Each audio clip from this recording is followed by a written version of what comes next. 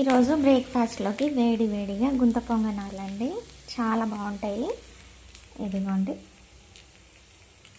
పొంగనాల్లోకి పల్లి చట్నీ అయితే కాంబినేషన్. లంచ్కి వచ్చేసి మ్యాగీ అండి, వేడి వేడిగా స్పైసీగా మ్యాగీ. చాలా రోజులు అవుతుంది మ్యాగీ కూడా తిని.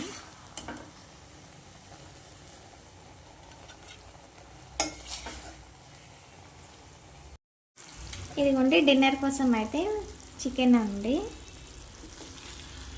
స్పైసీగా చికెన్.